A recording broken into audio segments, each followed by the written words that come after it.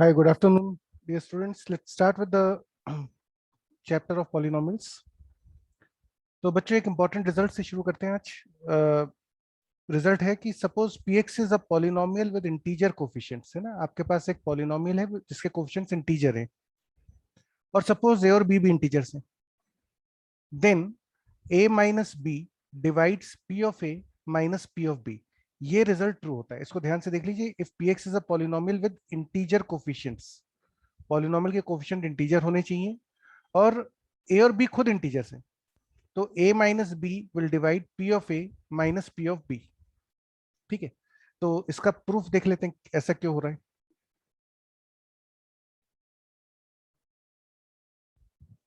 We assume that px is equal to a naught x to the power n, a1 x की power n minus one.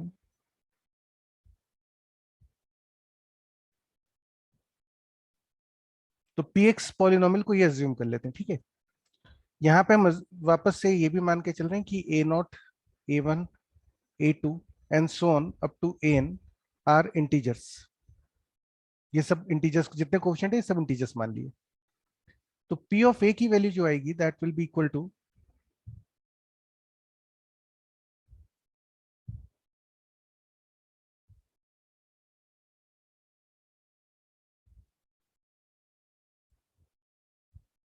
और p of b की value आएगी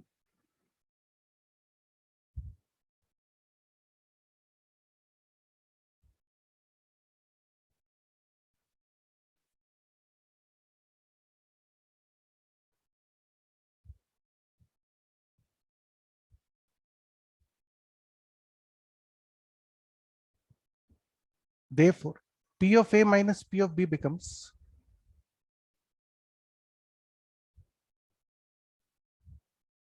a naught into फिर a1 times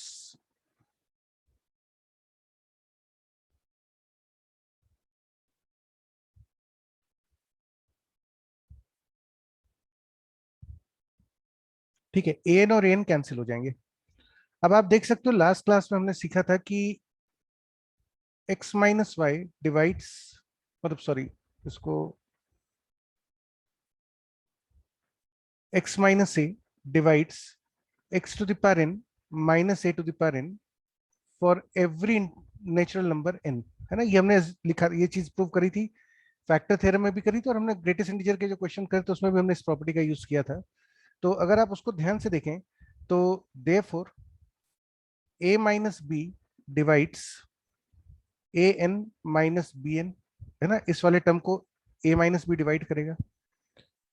again a minus b divides a to the power n minus one minus b to the power n minus one and so on.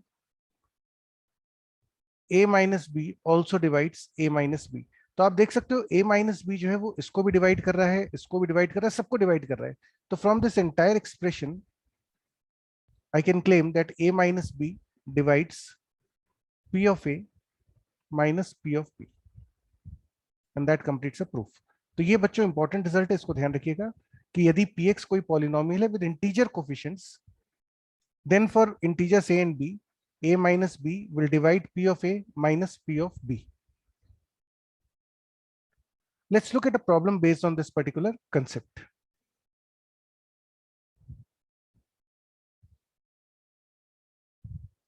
So this is your question number one. Px is a polynomial with integer coefficients such that p of 10 and p of 11 are both odd integers. Prove that px cannot have integer roots.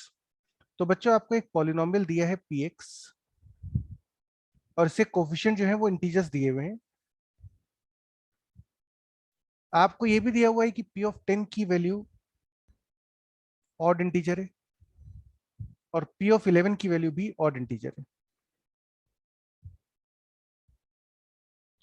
आपको prove करना है कि px cannot have integer roots.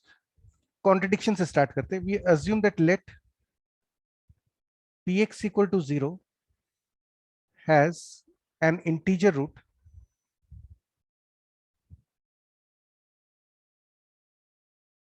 alpha. Therefore P of alpha is 0. ठीक है. Now using the previous result, therefore, अब ध्यान से समझिएगा, है ना, दो बच्चों पॉसिबिलिटी है. अगर अल्फा इंटीजर है तो दो पॉसिबिलिटी है. हम मान रहे हैं केस 1, यदि अल्फा की वैल्यू ऑड होती है, और केस 2 हम लेंगे यदि अल्फा इवन होता है. अल्फा हमने इंटीजर रूट माना है, तो अल्फा या तो इवन होगा या ऑड होगा. ठीक है. अब पहले केस पर चलते हैं, जब अल्फा ऑड है. यदि अल्फा ऑड हो जाए तो क्या होगा? Now if alpha is odd, if alpha is odd, तो ध्यान से देखिए, p 11 minus p alpha will be equal to p of 11, क्योंकि पी अल्फा की वैल्यू 0 है. And this will be equal to some odd number, ये आपको given है. पी 11 माइनस पी अल्फा एक ऑड इंटीजर होगा. ठीक है. 11 माइनस अल्फा, क्योंकि 11 ऑड नंबर है और अल्फा भी ऑड नंबर है, तो 11 माइनस अल्फा पक्का एक इवन नंबर होगा. और अभी हमने ऊपर प्रूव किया था कि 11 minus alpha should divide p of 11 minus p of alpha, which means कि एक even number divide some odd number, and this is a contradiction.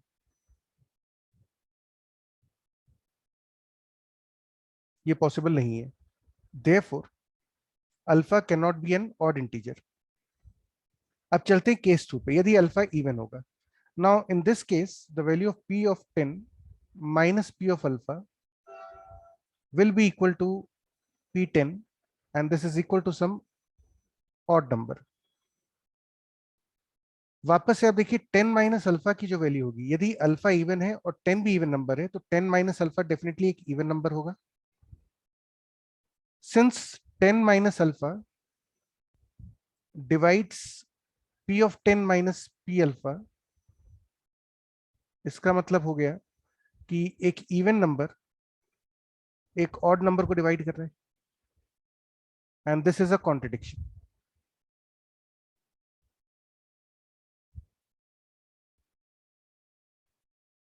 So therefore, no integer root alpha will exist.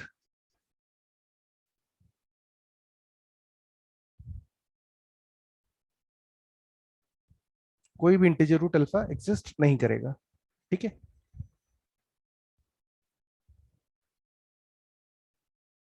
चलिए, let's look at the next important result, which is commonly called rational root theorem. Rational root theorem.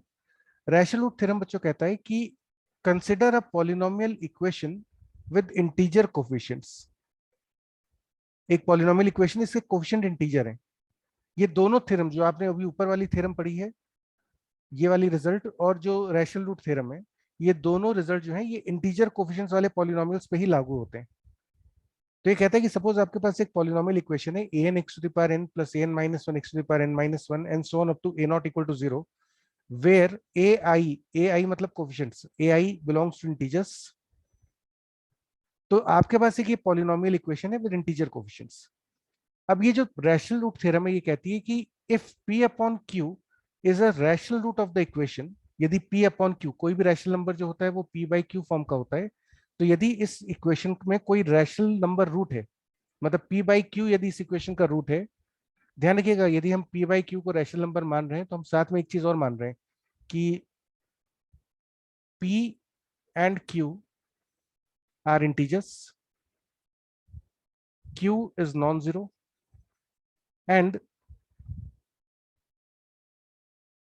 GCD of p and q is 1. है ना, मतलब इन दोनों में p by Q में कोई common factor नहीं है. जैसे मान लीजिए अगर कोई p बाई क्यू आप 6/8 लेते हैं, तो ये अलाउड नहीं है.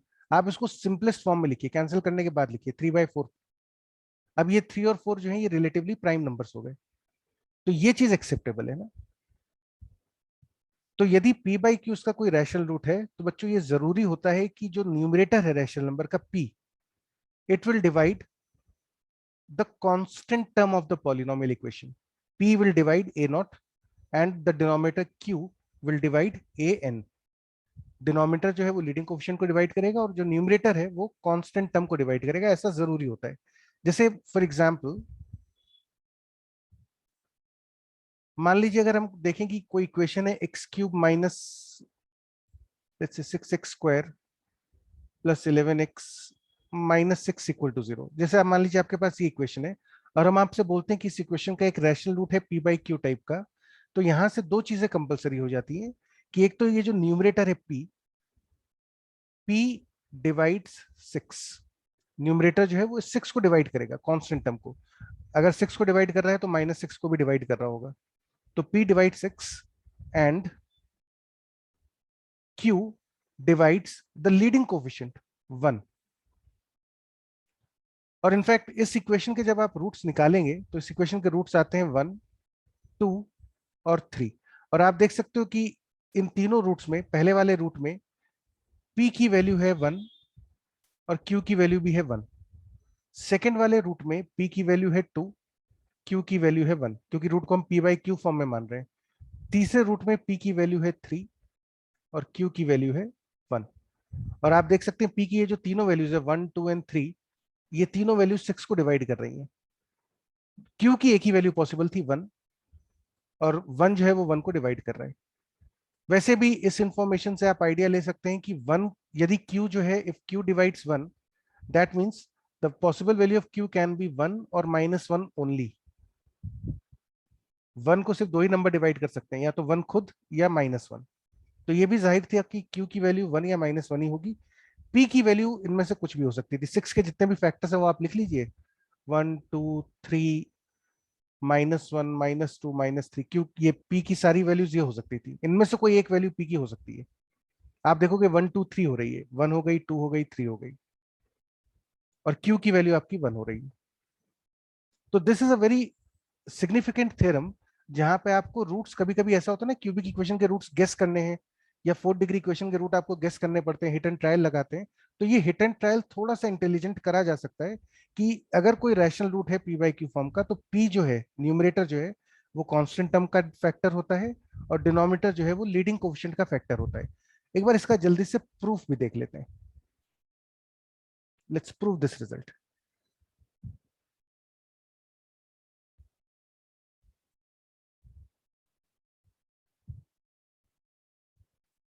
है ना प्रूफ। p बाई q बच्चों इस इक्वेशन का रूट है, तो p upon q will satisfy this equation,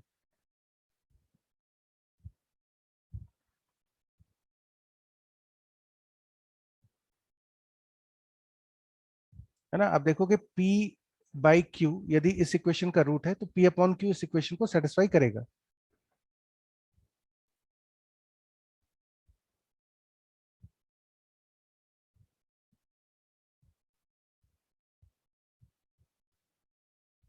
ठीक है, इसमें हम क्रॉस मल्टीप्लाई कर लो, एलसीएम ले लो, क्रॉस मल्टीप्लाई कर लो, तो ये आपका बन जाएगा a n p to the power N.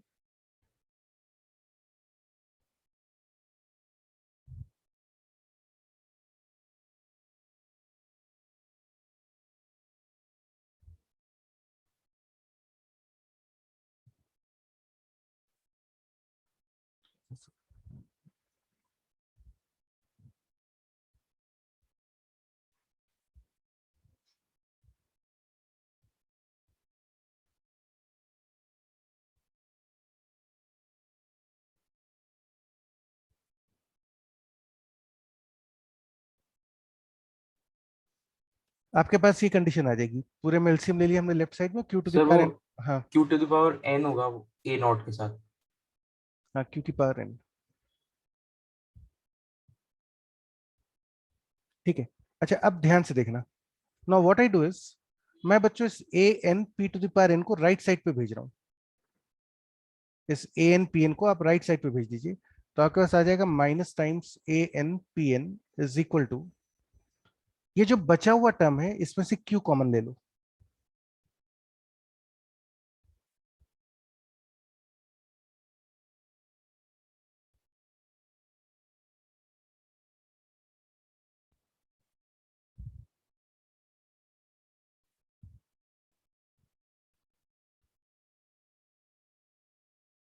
बचे हुए में से क्यू कॉमन ले लो और इस वाले टर्म को हमने अलग कर दिया। इसको एक तरफ भेज दिया, ठीक है। Now what I do is I divide both the sides with q, therefore an-1 plus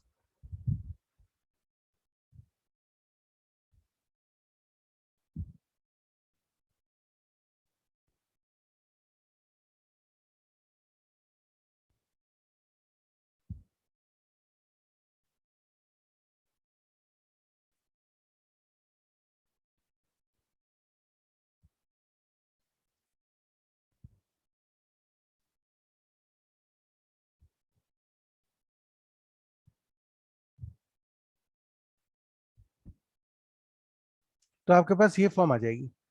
अब यहां से देखो left hand side is an integer, left hand side एक इंटीजर है। क्यों इंटीजर है? क्योंकि आपको सारी ये an-1 an-2 ये सब इंटीजर्स हैं, p और q भी इंटीजर है, और n जो है वो नेचुरल नंबर है। तो आप देख सकते हो लेफ्ट हैंड साइड पक्का एक इंटीजर बनेगा, और इसका मतलब हुआ कि राइट हैंड साइड भी इंटीजर होना चाहिए। अब अगर राइट हैंड साइड इंटीजर चाहिए तो इसका मतलब q divides an into p to the power n। q जो है वो उसको डिवाइड करेगा, तभी ये राइट हैंड साइड इंटीजर बनेगा। और क्योंकि q जो है वो p से रिलेटिवली प्राइम है, GCD of p and q is 1, तो q जो है वो p को तो डिवाइड कर नहीं रहा। इसका मतलब हुआ कि q should divide an, because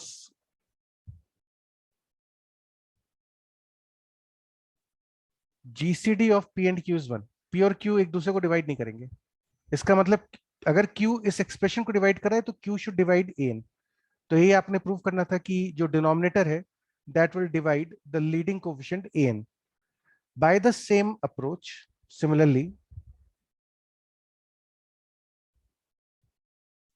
अब की बार आप चाहें तो a नॉट क्यू एन को राइट पे ले जाइए और बचे हुए में से p कॉमन ले लीजिए।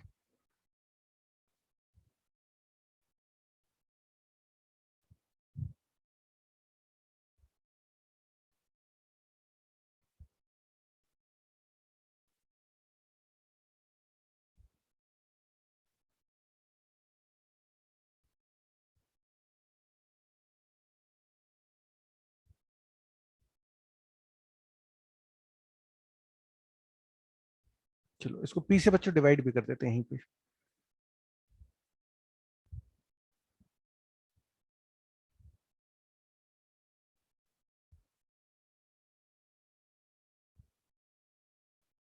तो अब की बार हमने क्या करा कि फ्रॉम दिस एक्सप्रेशन हमने इस वाले टर्म को राइट पे भेज दिया, और बचे हुए में से हमने p कॉमन ले लिया और उस p को राइट साइड पे डिवाइड कर दिया। अब वापस से देखो वही आर्ग्यूमेंट है कि लेफ्ट हैंड साइड एक इंटीजर है, ये वाली क्वांटिटी एक इंटीजर होगी।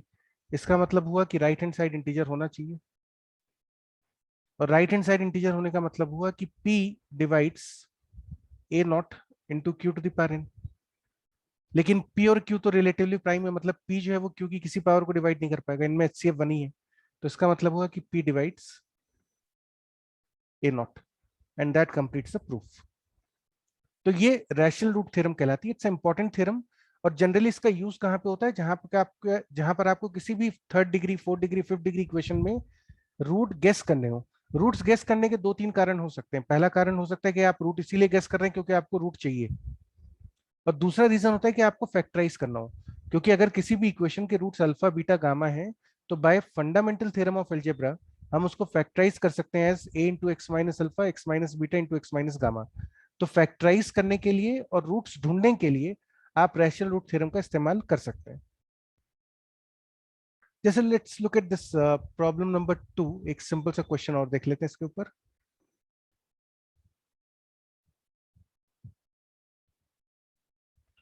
क्वेश्चन है बच्चों, if ABC are positive integers and the equation x cube plus ax square plus bx plus c equal to 0 has a rational root, then prove that this root must be integer।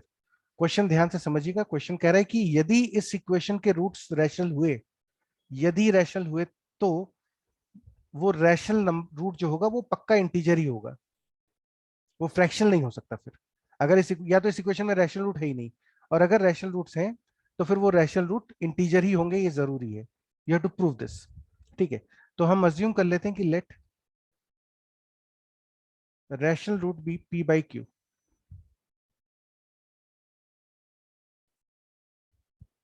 therefore p and q are integers, q is non-zero and gcd of p and q is 1. p और q का gcd जो है वो 1 आता है. Now by rational root theorem,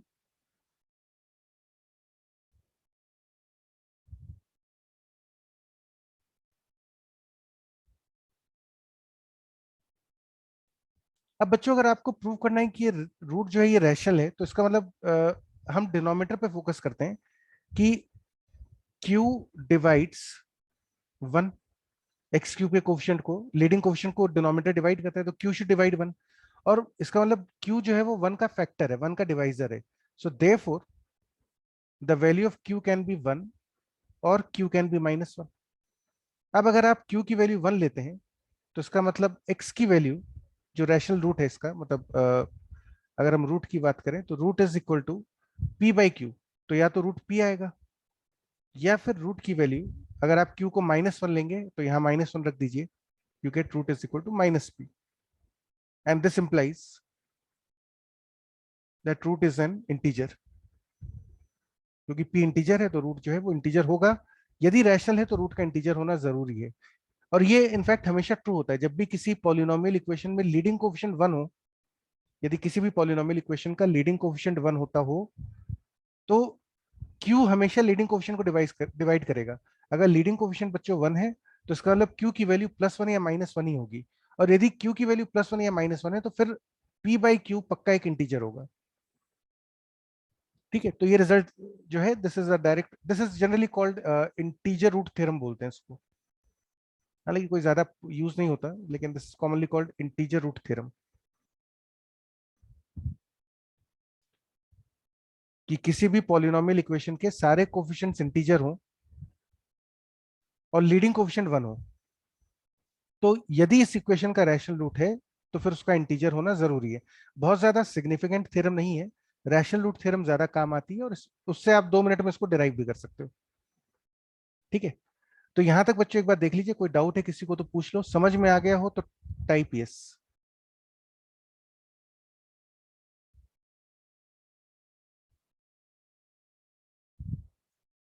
मतलब दो important result हमने देख लिए. पहला रिजल्ट तो आपका ये वाला था कि a minus b will divide p of a minus p of b.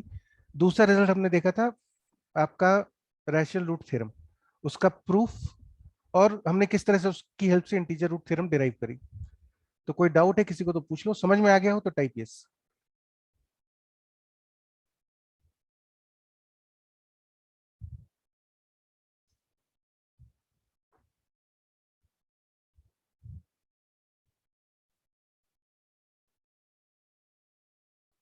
तो चलिए let's move to the next slide. और will study something called Vieta's theorem, है ना. ये भी एक सिग्निफिकेंट थ्योरम होती है विटास थ्योरम. तो पहले विटास थ्योरम का रिजल्ट देख लेते हैं कि if px equal to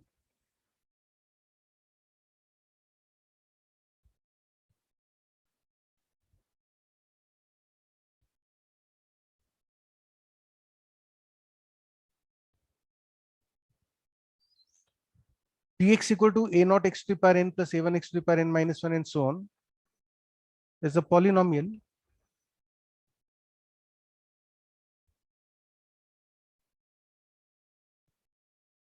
whose zeros are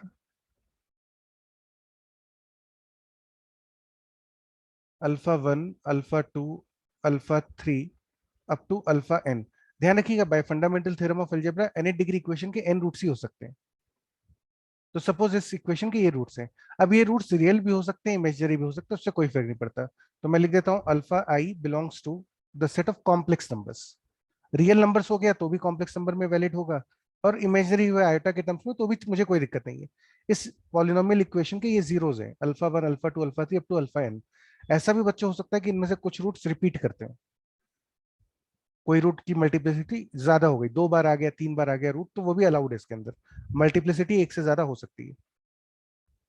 then sum of roots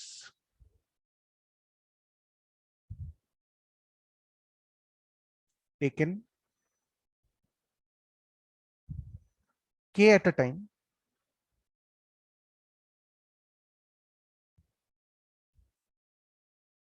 is equal to minus times, मतलब -1 की power k A K upon a not. ये बच्चों जो स्टेटमेंट है ये है विटास थ्योरम का statement. Sum of roots taken k at a time is given by this expression. A k मतलब हुआ कि आप देखो लीडिंग कोफिशिएंट हमेशा ए नॉट है, तो डिनोमिनेटर तो ए नॉट है, denominator is a constant value, denominator में हमेशा लीडिंग कोफिशिएंट है। एक तो ये -1 की पावर के आएगा, कितने रूट्स का सम ले रहे हैं एक बार में, इनटू ए के। जैसे लेट्स टेक एन एग्जांपल, इसी चीज को अगर हम थोड़ा सा डिटेल में लिखें तो इसका मतलब हुआ कि sum of roots taken one at a time, sum of roots taken one at a time, अगर हम के की वैल्यू 1 डाल दें तो इसका मतलब हुआ बच्चों कि आपको रूट्स का सम करना है और एक बार में एक रूट को लेना है। तो α1 plus α2 plus α3 and so on up to alpha k, मतलब अल्फा एन तक ही ले लो। Sum of roots taken, total n roots है ना इसके। This is equal to -1 into a1 upon a not. Sum of roots taken two at a time, एक बार में दो दो रूट्स अगर आप लेते हैं, α1 α2 α1 α3 α2 α3 alpha n -1 alpha n, this will be equal to a2 upon a not. अगर आप sum of roots taken 3 at a time लेते हैं, तीन तीन करके रूट्स का एडिशन, तीन तीन के जितने पॉसिबल कॉम्बिनेशंस बन जाए, α1 α2 α3 plus α1 α3 α4 and so on up to, इसकी वैल्यू होगी -a3 upon a not and so on. इस तरह से अगर आप sum of roots taken n at a time करते हैं, सारे रूट्स एक साथ ले लें, तो आपको मिलेगा α1 α2 α3 अप टू अल्फा एन, सारे रूट्स। तो this will be equal to -1 to the power n a n upon a not.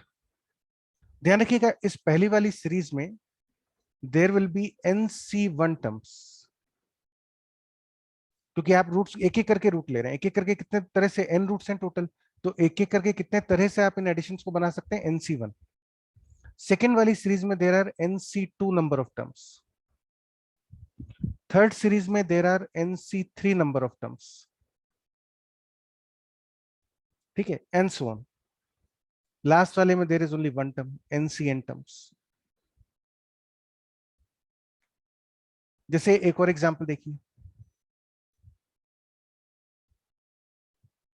For example अगर हम एक इक्वेशन लें विच is let's say a cubic equation, a0x³ a1x² a2x plus a3 equal to 0, और suppose इस equation के roots हैं alpha beta gamma, हो सकता है रूट्स रियल हो इमेजिनरी हो कैसे भी हो, क्यूबिक के तीन रूट्स है अल्फा बीटा गामा। तो therefore by Vieta's theorem sum of roots taken one at a time, alpha plus beta plus gamma, एक एक करके तीनों का addition, this will be equal to -a1 upon a not. Sum of roots taken two at a time, दो दो के जितने pair बना सकते हो, alpha gamma beta gamma, this will be equal to +a2 upon a not. तीन तीन करके सारे रूट्स का प्रोडक्ट, तो एक ही ट्रिपलेट बनेगा अल्फा बीटा गामा का, that is minus times a3 upon a not. ये जो माइनस साइन आ रहा है बीच में किस वजह से आता है, this is because of -1 to the power k। तो ये जो बच्चों इंपॉर्टेंट पार्ट है इसका वो मैं हाईलाइट कर देता हूं कि sum of roots taken k at a time is given by this expression.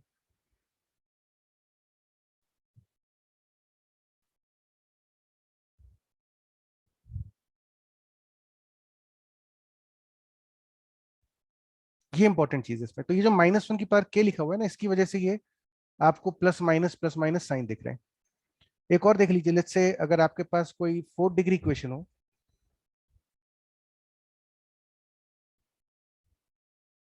A not x to the power 4 plus a one x cube a two x square a three x plus a four equal to 0, और इसके roots हैं बच्चों यदि alpha beta gamma delta, तो by Vieta's theorem alpha plus beta plus gamma plus delta sum of roots taken one at a time will be equal to minus a1 upon a naught. Sum of root second two at a time, दो दो के जितने pair बना सकते हो, तो देखो alpha का पेयर बन सकता है बीटा गामा डेल्टा से, फिर बीटा का पेयर बन सकता है गामा से और डेल्टा से, और फिर गामा के पेयर आप बना सकते हैं डेल्टा से, and this will be equal to minus times sorry plus times a two upon a naught. फिर ऐसे तीन तीन करके रूट्स का सम, अल्फा बीटा गामा जितने ट्रिपलेट बना सकते हैं, alpha beta delta, alpha gamma delta, beta gamma delta, this is equal to minus a three upon a naught. और अगर आप चारों रूट्स को मल्टीप्लाई कर दोगे एक साथ तो will get a four upon a not. This is a very very important result. Vieta's theorem बहुत इंपॉर्टेंट है और खास तौर से इसका बहुत ज्यादा आपको यूज मिलेगा इन कोऑर्डिनेट ज्योमेट्री। कोऑर्डिनेट ज्योमेट्री में काफी हेवीली यूज होती है विटास थ्योरम। कैसे होती है वो उस समय हम देखेंगे। जैसे फिर भी एक टिपिकल मैं आपको एग्जांपल दिखाता हूँ जो आईटी में आया हुआ है। फॉर एग्जांपल कि if the points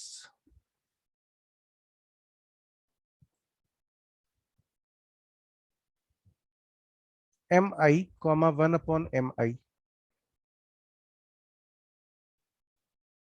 for I equal to 1 2 3 4 are concyclic, then what is the value of m1 into m2 into m3 into m4? ये पुराना आईटी का क्वेश्चन है।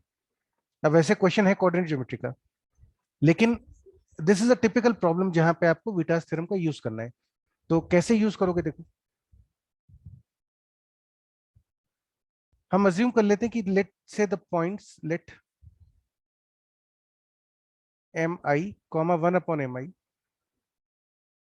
लाई ऑन कॉन्साइक्लिक, मतलब होता है बच्चों की एक सर्कल के ऊपर है ना। कॉन्साइक्लिक पॉइंट मतलब वो पॉइंट जो सर्कल पर हो। तो let's say these four points lie on the circle x square plus y square plus 2gx plus 2fy plus c equal to 0। हम मान लेते हैं कि ये चारों पॉइंट इस सर्कल के ऊपर हैं, तो डेफिनेटली ये पॉइंट जो है ये सर्कल की इक्वेशन को सेटिस्फाई करेगा। M I square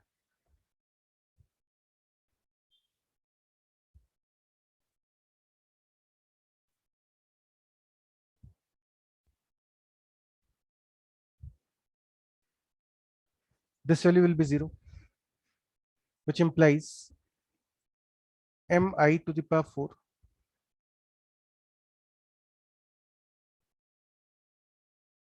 plus 2g mi cube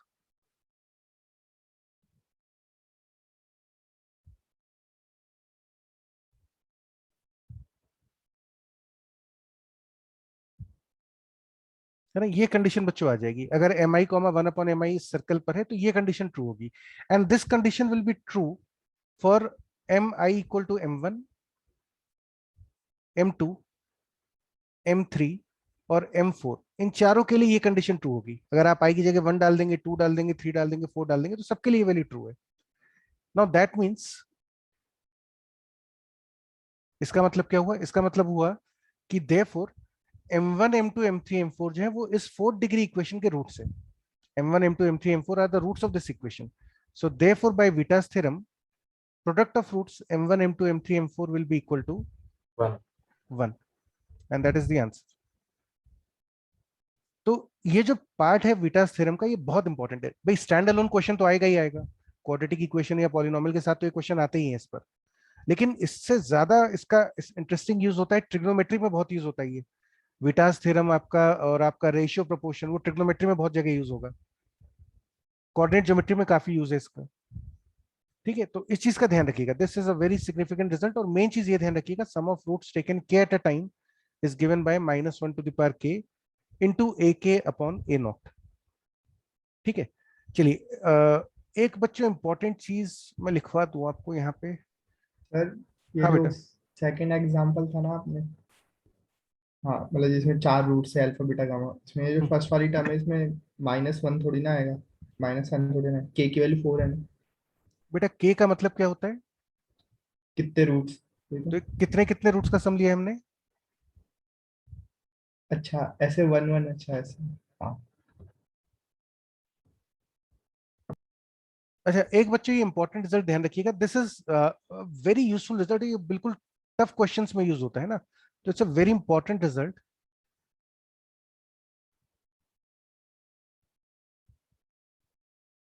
for 4 degree equations, मतलब विटास थ्योरम का ही एक अलग फॉर्म है ये, 4 डिग्री इक्वेशन में ही काम आता है ये, फॉर 4 डिग्री इक्वेशंस। मान लीजिए अगर आपके पास कोई 4 डिग्री इक्वेशन है, a not x to power 4, a1 x³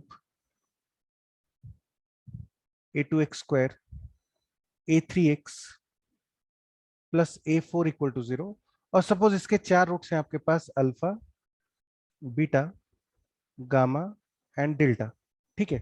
तो बच्चों ये जो sum of roots taken one at a time होता है ना, अल्फा प्लस बीटा, इसको मैं थोड़ी देर के लिए एस मान लेता हूं, अल्फा प्लस बीटा को एस मान रहा हूं, और अल्फा बीटा को मैं मान लेता हूं पी। अल्फा प्लस बीटा को एस मान लीजिए, अल्फा बीटा को मान लीजिए पी। इसी तरह से गामा प्लस डेल्टा को आप मान लीजिए एस डैश, और गामा डेल्टा को मान लीजिए पी डैश। ये अज्यूम कर लीजिए थोड़ी देर के लिए, अल्फा प्लस बीटा को एस मान लेते हैं, गामा प्लस डेल्टा को एस डैश मान लेते हैं, अल्फा बीटा को पी और गामा डेल्टा को पी डैश, ठीक है। Now look at this carefully, ये जो alpha plus beta plus gamma plus delta हो रहा था, sum of roots taken 2 at a time, आप देखो इसको ध्यान से, you can write it as s plus S dash,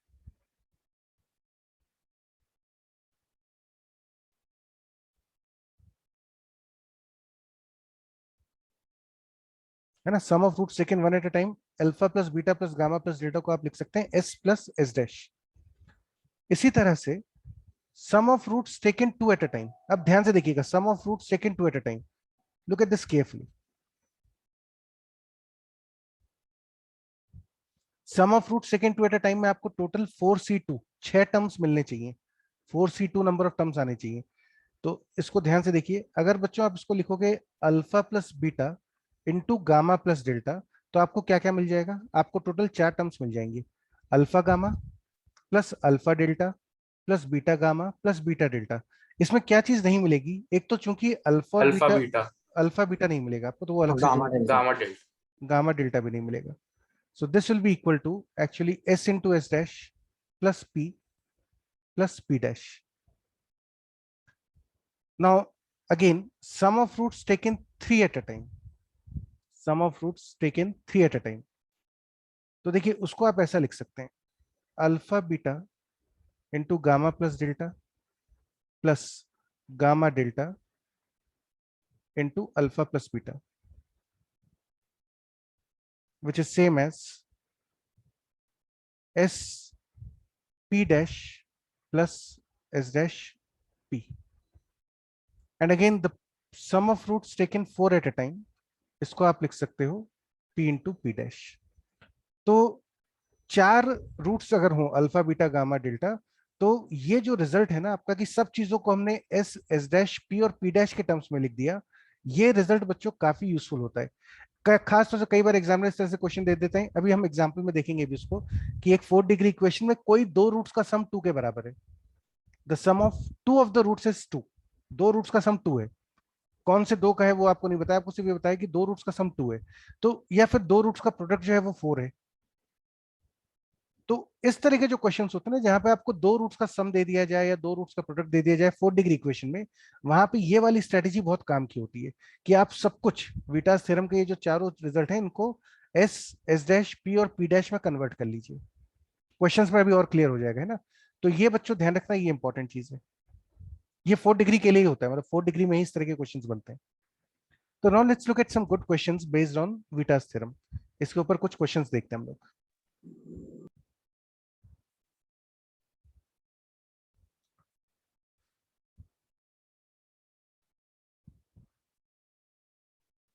question number 1। तो बच्चों आपको एक इक्वेशन दी है x cube minus 9x² plus 10x-4 equal to 0 has the roots alpha beta and gamma. और आपको ये टोटल 10 एक्सप्रेशंस हैं, इनकी वैल्यूज बतानी है। ठीक है, चलिए शुरू करते हैं फर्स्ट पार्ट से। मैं यहाँ पे इक्वेशन को वापस लिख लूँ एक बार, या चलो बाद में देख लेंगे। तो बच्चों देखो, अगर आपको ये इक्वेशन दी है x cube minus 9x² plus 10x-4 equal to 0, और आपको दिया है कि इस इक्वेशन के रूट्स हैं अल्फा बीटा और गामा, तो बताइए कि alpha plus beta plus gamma की वैल्यू कितनी होनी चाहिए विटास थ्योरम से? This should be equal to 9। Minus times -9/1, तो ये 9 आ जाएगा। ठीक है, second part of the question is alpha beta दो दो करके रूट्स का सम। Now this value will be equal to sum of roots taken two at a time will be plus 10/1। तीसरा है, अच्छा तीसरे को छोड़ते हैं, पहले फोर्थ पार्ट को कर लेते हैं। Let's solve the fourth part first.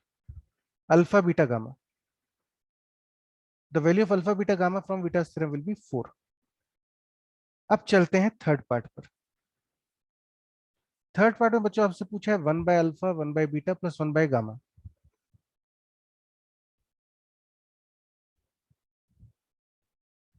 इसमें यदि आप एलसीएम ले लेंगे तो आपको मिल जाएगा beta gamma plus alpha gamma plus alpha beta. Now the numerator is sum of roots taken two at a time, 10. Denominator is sum of roots taken three at a time. ये value भी आप निकाल चुके हैं third part में 4, so this will be same as 5/2। ठीक है, अच्छा अब चलते हैं फिफ्थ पार्ट पर। 81 माइनस 20। फिफ्थ पार्ट में बच्चों बोला है alpha square plus beta square plus gamma square. तो एक ये मैथ्स में रिजल्ट है जो काफी काम आता है। वैसे मैं आपको बता चुका हूँ फंडामेंटल ऑफ मैथ्स में, लेकिन ये ध्यान रखिएगा कि कभी भी अगर आपको स्क्वायर्स का सम चाहिए हो ना, alpha square beta square gamma square, चार भी हो सकते हैं, पांच भी हो सकते हैं, तो जब भी स्क्वायर्स का सम चाहिए हो तो ये फॉर्मूला काफी यूजफुल होता है। x1 plus x2 plus x3 up to xk का whole square is equal to x1 square plus x2 square up to xk square. मतलब है ना, होल स्क्वायर करने पे क्या मिलता है, सबका अलग अलग स्क्वायर्स का सम plus 2 times sigma x1 x2। अब सिग्मा x1 x2 मतलब वो sum of the values taken two at a time, जितने भी टर्म्स मिल जाए आपको। यहाँ पे इसमें टोटल आपको NC2 टर्म्स मिलेंगे। मैंने शॉर्ट में लिख दिया है सिग्मा x1 x2 मतलब sum of roots, sum of the values taken two at a time. तो यदि आपको alpha square plus beta square plus gamma square चाहिए तो आपको तुरंत ये फॉर्मूला क्लिक करना चाहिए, एंड दिस रिजल्ट इज, हम शुरू करते हैं कि alpha plus beta plus gamma का होल स्क्वायर जो होगा that would be equal to alpha square plus beta square plus gamma square plus 2 times sum of roots taken two at a time, उसको short में लिख देते हैं sigma alpha beta. मतलब इसका मतलब है alpha beta plus alpha gamma plus beta gamma. Therefore आपको बच्चों इसकी वैल्यू चाहिए, लेफ्ट साइड पता है और इसकी वैल्यू पता है, तो वैल्यूज डाल दीजिए। Alpha plus beta plus gamma का whole square is 81 equals to plus 2 into sigma alpha beta. Sigma alpha beta की वैल्यू है 10, so therefore we get alpha square plus beta square plus gamma square is equal to 61। चलिए let's move to the sixth part. Six part कह रहा है alpha cube plus beta cube plus gamma cube की value बताओ। तो अब बच्चों हम वापस से जानते हैं कि alpha cube plus beta cube plus gamma cube -3 alpha beta gamma, इसका फैक्टराइजेशन आपको बेसिक मैथ्स में सिखाया हुआ है। इसको आप लिख सकते हो alpha plus beta plus gamma into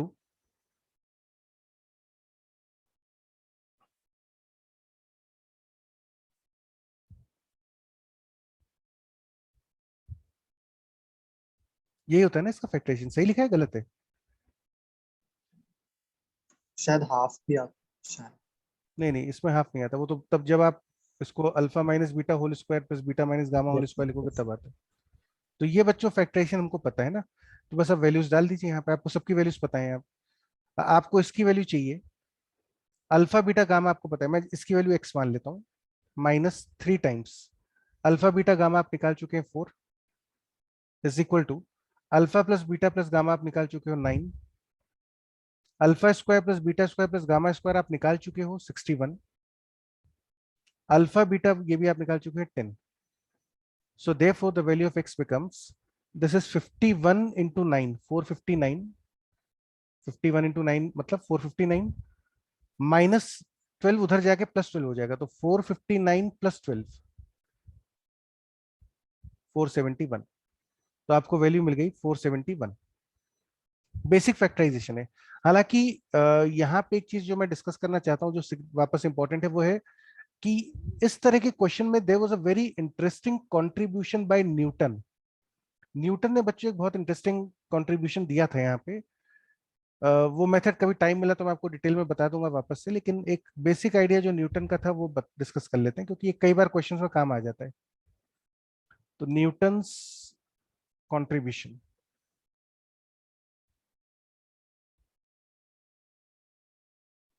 in finding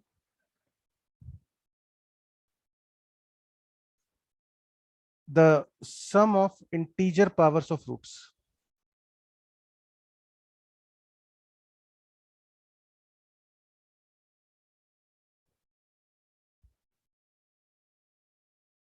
जैसे आप देख रहे हो ना, ये थर्ड पार्ट में क्या है, alpha cube plus beta cube plus gamma cube, तो आपको रूट्स की इंटीजर पावर्स का सम चाहिए। जैसे 10th पार्ट देखिए, अल्फा की पावर 4 प्लस बीटा की पावर 4 प्लस गामा की पावर 4, ऐसे अल्फा की पावर 5 बीटा की पावर 5 गामा की पावर 5 भी आ सकता है। तो यहाँ पे ये इंपॉर्टेंट है देखना, थोड़ा सा मजेदार है कि न्यूटन साहब ने क्या कंट्रीब्यूशन दिया था, कि किस तरह से आप इसको कैलकुलेट कर सकते हो, क्योंकि फैक्टराइजेशन की तो एक लिमिट है। आपने चलिए alpha square plus beta square plus gamma square के लिए आइडेंटिटी का यूज कर लिया, alpha cube plus beta cube plus gamma cube के लिए भी आपने एक फैक्टराइजेशन का यूज कर लिया, बट व्हाट अबाउट अल्फा की पावर 4 प्लस बीटा की पावर 4 प्लस गामा की पावर 4, और मान लो इसके लिए आपने कुछ कर भी लिया, तो अल्फा की पावर 5 प्लस बीटा की पावर 5 प्लस गामा की पावर 5 के लिए क्या करोगे। तो न्यूटन ने एक इंटरेस्टिंग ऑब्जर्वेशन देखा कि भाई आप एक काम ये करिए, मैं इसको ऑरेंज से लिख रहा हूँ है ना, आपको क्या करना, न्यूटन ने ऑब्जर्व किया कि अल्फा बीटा गामा इस इक्वेशन के रूट है, तो अल्फा बीटा गामा तीनों इस इक्वेशन को सेटिस्फाई करेंगे।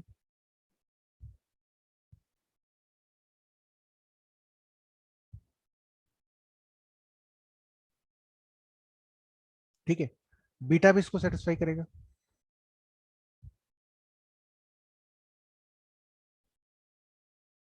और गामा भी इसको सेटिस्फाई करेगा, क्योंकि रूट्स हैं तो जाहिर बात है कि सेटिस्फाई कर रहे होंगे। तो this is what he did. अब फिर उसने कहा कि आप इन तीनों इक्वेशंस को ऐड कर लो, तो जब आप ऐड करेंगे तो आपको मिलेगा alpha cube plus beta cube plus gamma cube -9 times, इसको बच्चों alpha square plus beta square plus gamma square को मैं शॉर्ट में सिग्मा अल्फा स्क्वायर लिख देता हूँ। ये सिग्मा मतलब सिमेट्रिक एडिशन है, सिमेट्रिक है टर्म्स इसमें। फिर प्लस 10 टाइम्स, अच्छा लास्ट वाले में बच्चों गामा आएगा इधर,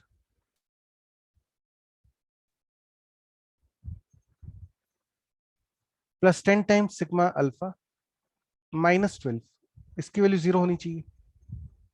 और यहां से आप देख सकते हैं कि you can easily get the value of sigma alpha cube which will be equal to 9 times sigma alpha square minus 10 times sigma alpha plus 12।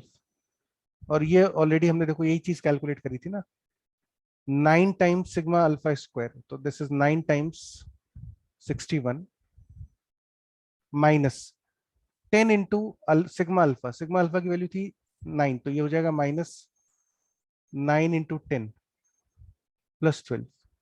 तो आप देखो कितने आराम से कैलकुलेट हो गया बिना किसी बड़े फैक्टराइजेशन के। ऑल्दो ये फैक्टराइजेशन इंपॉर्टेंट है, इस पे खुद पे क्वेश्चंस बनते हैं आईटी में, लेकिन अगर बड़ी पावर्स हो जाएं तो फिर आप फैक्टराइजेशन का रूट अवॉइड करके बेसिक कंसेप्ट से क्वेश्चन सॉल्व कर सकते हैं। तो मैं बच्चों 6th पार्ट के बाद सीधे पहले 10th पार्ट सॉल्व करके आपको दिखा देता हूं, है ना। Let me solve the 10th part of the question. अब मान लीजिए आपको चाहिए थी value alpha to the power 4 plus beta to the power 4 plus gamma to the power 4। तो भाई आप क्या करिए कि न्यूटन ने कहा कि अल्फा बीटा गामा जिस इक्वेशन के रूट्स हैं उसको सेटिस्फाई करेंगे। तो आपके पास ये तीन रिलेशंस तो आ ही गए, ये तीन रिलेशंस तो हैं ही। लेकिन आपको तो अल्फा की पावर 4 चाहिए।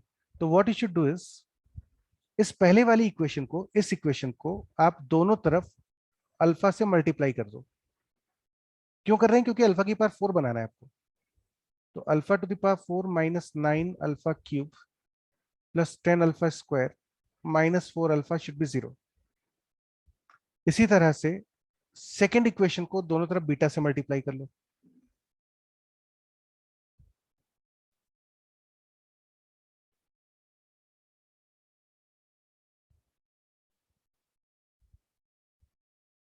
और तीसरी इक्वेशन को दोनों तरफ गामा से मल्टीप्लाई कर लो।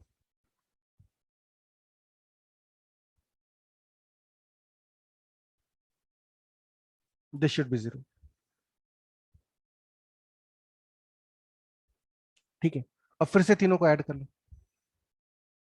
अब जब आप तीनों को ऐड करेंगे तो आपको मिलेगा sigma alpha to the power 4 जो आपको कैलकुलेट करना था minus 9 times sigma alpha cube plus 10 times sigma alpha square minus 4 times sigma alpha. This should be 0, which gives you, इसकी वैल्यू आपको चाहिए तो sigma alpha to the power 4 is equal to 9 into sigma alpha cube की value बच्चों हमने निकाली थी 471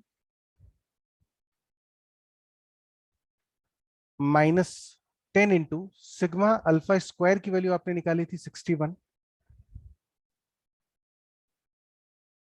minus 4 into sigma alpha की वैल्यू हम निकाल चुके हैं 9 के बराबर। तो ये प्लस हो जाएगा।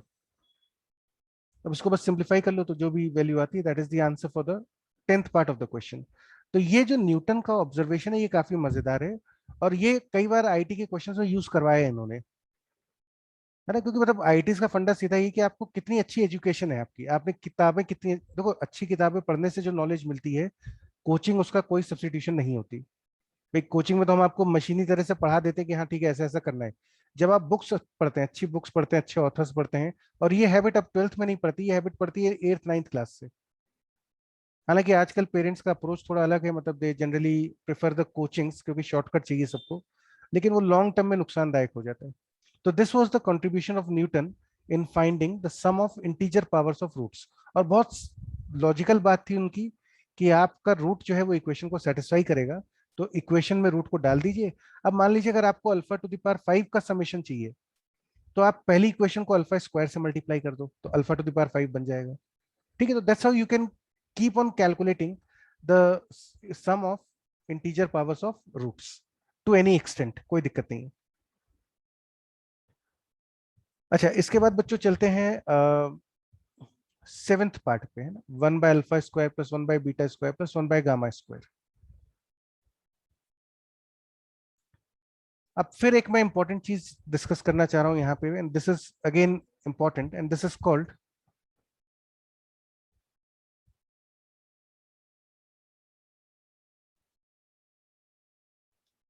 Transformation of equation.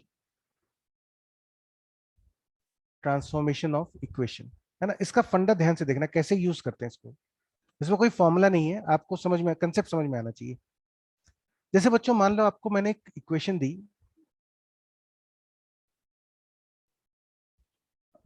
X cube minus 4x plus 1 equal to 0।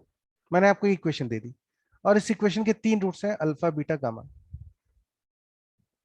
अब मैं आपसे पूछता हूं कि मुझे एक ऐसी इक्वेशन बताओ, find an equation whose roots are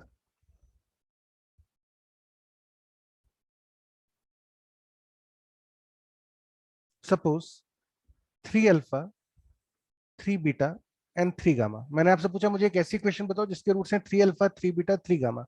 तो अब ये कैसे कैलकुलेट कर सकते हो? How can you find this? मुझे पता है इस इक्वेशन के x रूट को अल्फा, x बाय 3 से सब्स्टिट्यूट कर देंगे। हाँ। तो इसमें बच्चों you can approach this question directly. The trick is x equal to alpha इसको सेटिस्फाई करेगा। तो आपके पास ये कंडीशन आ रही है alpha cube minus 4 alpha plus 1 equal to 0। क्योंकि अल्फा इसका रूट है तो अल्फा इसको सेटिस्फाई कर रहा है। अब आपको जो इक्वेशन चाहिए वो क्या चाहिए, आपको ऐसी इक्वेशन चाहिए जिसका रूट हो 3 alpha. I want x to be 3 alpha, so the value of alpha should be x upon 3। Alpha की वैल्यू x अपॉन 3 होगी, तो यहाँ पे आप अल्फा की जगह x अपॉन 3 डाल दीजिए, तो इक्वेशन आ गई x/3 का cube -4 into x/3 +1 equal to 0, which means x cube minus 36x plus 27 equal to 0। तो ये जो इक्वेशन बनेगी इसके रूट होंगे 3 अल्फा, 3 बीटा एंड 3 गामा, है ना। जैसे मान लीजिए फॉर एग्जांपल अगर हम सेकेंड पार्ट में पूछे कि एक ऐसी इक्वेशन बताओ, अल्फा बीटा गामा तो इस इक्वेशन के रूट्स हैं, आपको ऐसी इक्वेशन बतानी है जिसके रूट्स हैं अल्फा +1, बीटा +1, गामा +1, ऐसी इक्वेशन बताइए। तो what you will do is, ये इक्वेशन तो आपके पास आ ही जाएगी, alpha cube -4 alpha +1 equal to 0, ये तो है ही आपके पास, क्योंकि अल्फा उस इक्वेशन का रूट था, अल्फा इसको सेटिस्फाई कर रहा है, तो ये इक्वेशन तो आ ही गई। अब जो आपको इक्वेशन चाहिए उसमें चाहिए x की value alpha +1, so therefore the value of alpha should B x-1। तो इस इक्वेशन में आप रिप्लेस कर दीजिए, रिप्लेस x विद x-1, तो जो नई इक्वेशन बनेगी उसके रूट्स अल्फा +1, बीटा +1, गामा +1 आ जाएंगे। दैट इज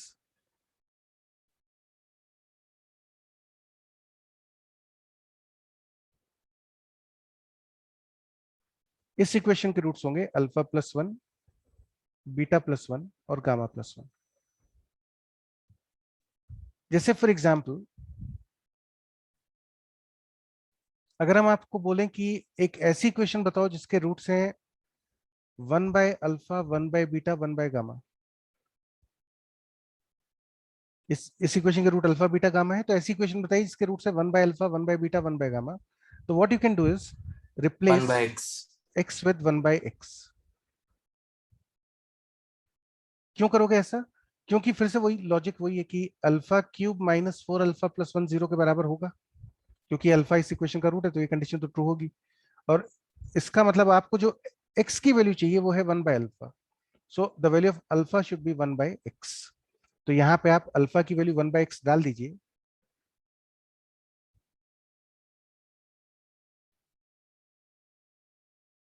तो ये जो इक्वेशन बनेगी इसके रूट्स होंगे 1/अल्फा, 1/बीटा, 1/गामा। लेकिन ट्रांसफॉर्मेशन इक्वेशन का एक ड्रॉबैक है, आप हर बार इसका यूज नहीं कर सकते। This this particular approach can only work only when the roots are symmetrical.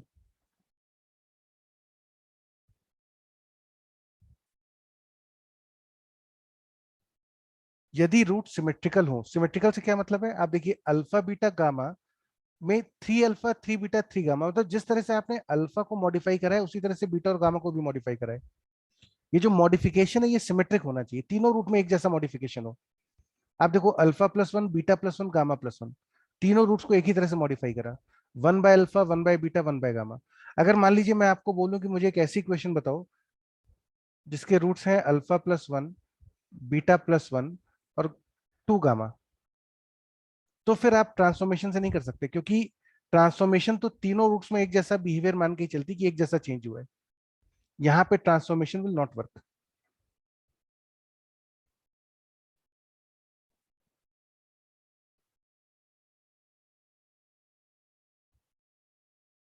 Transformation of equations will not work in this particular case, because ये जो रूट्स हैं ये सिमेट्रिक नहीं है, एक में अल्फा +1, एक में बीटा +1, एक में 2 गामा है, तो ये गड़बड़ हो गई। यहाँ पे आप ट्रांसफॉर्मेशन का इस्तेमाल नहीं कर सकते। अब अगर ट्रांसफॉर्मेशन का इस्तेमाल नहीं करेंगे तो कैसे करते हैं वो भी हम सीखेंगे बाद में, लेकिन एक ये ट्रांसफॉर्मेशन ऑफ इक्वेशन का कंसेप्ट इंपॉर्टेंट है। इक्वेशंस को मॉडिफाई करके हम वीटास थ्योरम वापस से लगा सकते हैं, इसका ध्यान रखिए। तो जैसे मान लेते हैं, let's start with this seventh part.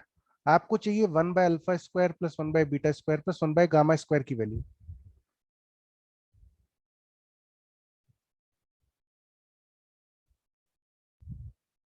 तो मैं वापस से बच्चों एक बार इक्वेशन लिख लेता हूं, क्योंकि बार बार मुझे नहीं तो कॉपी करना पड़ेगा। x³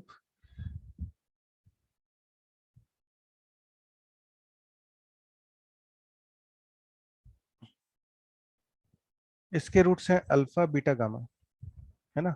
और आपको जो वैल्यू चाहिए वो है 1/α² प्लस 1/β² प्लस 1/γ²। आप चाहें तो शायद एलसीएम लेके कर सकते हो सॉल्व, वो मना नहीं कर रहा उसके लिए, लेकिन ये क्वेश्चन बहुत आराम से सॉल्व हो जाएगा यदि आप ट्रांसफॉर्मेशन का यूज करें। देखिए, what I do is I replace x with 1/x। मैं इस इक्वेशन में x को 1/x से रिप्लेस कर देता हूं।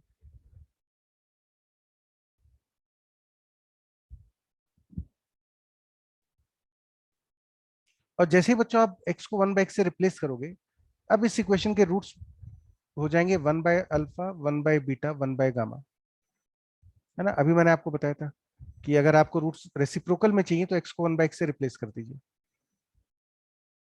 ठीक है। सो दिस मीन्स, अब इसको थोड़ा सा सिंप्लीफाई करके लिख लेते हैं, 4x³ minus 10x² plus 9x minus 1 equal to 0. This equation has roots 1/α 1/β and 1/γ। मैंने एलसीएम ले लिया है ना, और थोड़ा सा वो -4x³ आएगा तो मैंने माइनस से मल्टीप्लाई भी कर दिया। तो दिस इक्वेशन हैज रूट्स 1/α 1/β 1/γ। अब आप देखो चीजें कितनी आसान हो गई। Now we know that 1/α plus 1/β plus 1/γ की वैल्यू कितनी है। By Vieta's theorem, sum of roots taken one at a time will be equal to 10/4, which is 5/2। अब मैंने विटास थ्योरम से कैलकुलेट कर लिया, और 1/α इंटू, मतलब ये sum of roots taken 2 at a time,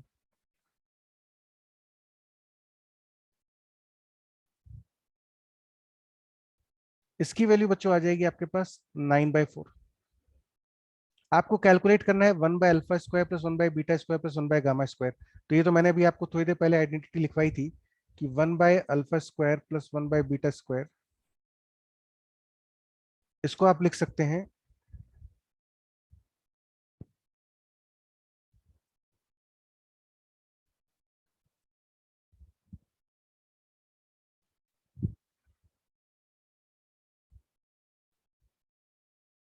इसका whole square minus 2 times sigma sum of roots taken 2 at a time. लेकिन ध्यान रखिएगा, हम रूट्स अल्फा बीटा गामा नहीं है, रूट्स 1/α 1/β 1/γ हो गए, क्योंकि हम इस इक्वेशन का इस्तेमाल कर रहे हैं। And this will be same as, इसकी वैल्यू आपको पता है 25/4, 1/α plus 1/β plus 1/γ minus 2 times sum of roots taken 2 at a time. Now this is 9/4. So overall this value becomes 7/4. तो ये जो स्ट्रैटेजी है ये इंपॉर्टेंट होती है, मतलब आप रूट्स को मॉडिफाई कर सकते हो सिमेट्रिकली। इक्वेशन मॉडिफाई कर लीजिए, उससे क्या होगा कि जो नई इक्वेशन आएंगी, जो नए रूट्स होंगे, उनपे आप विटास थ्योरम के रिजल्ट्स को ज्यादा इफेक्टिवली यूज कर सकते हो। जरूरी नहीं होता कि एग्जामिनर ने जो इक्वेशन दी है उसी को मॉडिफाई करना है। आप सर हाँ बेटा। सर अगर वो अल्फा मतलब अल्फा की पावर 4 प्लस बीटा की पावर 4 वाली करनी हो इस चीज से तो नहीं हो पाएगी ना, इसमें एक्स ट्रांसफॉर्मेशन पावर। से यस सर। नहीं, ट्रांसफॉर्मेशन से वो नहीं कर पाओगे, वो तो फिर न्यूटन वाला कंसेप्ट लगाओ या फिर कोई फैक्टराइजेशन सोचो स्टैंडर्ड। क्यूबिक तक तो फैक्टराइज कर लिया करो, उसके आगे फिर वो न्यूटन्स वाला जो थॉट प्रोसेस है वो ज्यादा अच्छा रहता है करना। जैसे बच्चों let's take this question number 8। Question number 8 को देखते हैं। 1/α beta plus 1/β gamma plus 1/α gamma, आपको इसकी वैल्यू बतानी है। सर ये जो 7th पार्ट था इसको सिंपल एलसीएम लेके भी तो कर सकते थे ना। एलसीएम लेके कर सकते हो, लेकिन एलसीएम में दिक्कत ये होगी कि जब आप इसमें एलसीएम लेंगे तो ये बनेगा अल्फा बीटा गामा का होल स्क्वायर। चलो ये तो आराम से डिनोमिनेटर तो आ जाएगा, प्रॉब्लम होगी न्यूमरेटर में। बीटा गामा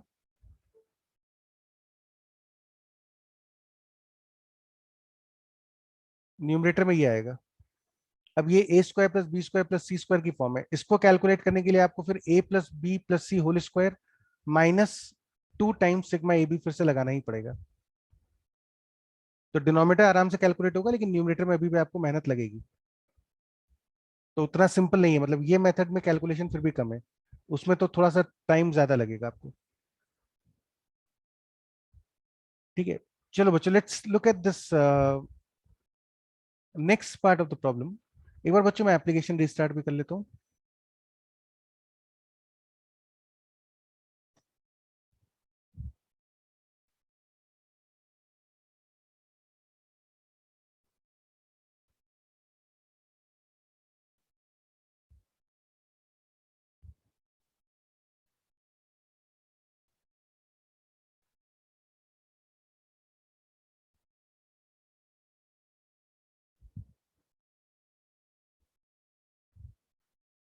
और ये क्वेश्चंस घर पे जब आप करो ना तो कॉपी मत करना ब्लाइंडली, मतलब एक्सप्लोर करके देखना कि यार इसमें ऐसा करके देखें तो क्या होगा, ऐसे में क्या प्रॉब्लम है, तभी आप मेथड अप्रिशिएट कर पाओगे, नहीं तो ये रटने जैसा हो जाएगा, है ना, वो रटने में नहीं आएंगी चीजें, मतलब घर पे एक्सप्लोर करना है। ये तो मैंने आपको एक डायरेक्शन दे दी, इसको करने के और भी तरीके हो सकता है कोई बेहतर तरीके भी होते हो, वो आप तजुर्बे से सीखेंगे, वो मतलब मैं सब कुछ आपको स्पून फीड नहीं कर सकता उसके लिए।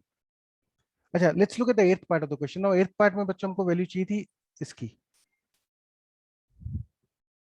देखिए आपको दिया हुआ था कि इक्वेशन वाज, इक्वेशन तो ये लिखी हुई है ना, फिर से मैं लिख लेता हूँ कि X cube minus 9x² plus 10x minus 4 equal to 0। अब बच्चों आपको जो वैल्यू चाहिए वो है 1/α β प्लस 1/बीटा गामा प्लस 1/α γ। ठीक है, ये सिंपल है, इसमें रिलेटिवली अगर आप एलसीएम लेंगे तो get alpha beta gamma, LCM ले लो तो ये आ जाएगा, और ऊपर आ जाएगा alpha plus beta plus gamma. Now by Vieta's theorem alpha plus beta plus gamma की वैल्यू 9 है, अल्फा बीटा गामा की वैल्यू 4 है, and this is your answer. लेकिन यहां पे फिर से एक और इंपॉर्टेंट चीज है कि आप इस क्वेश्चन को एक दूसरे मेथड से भी कर सकते हैं।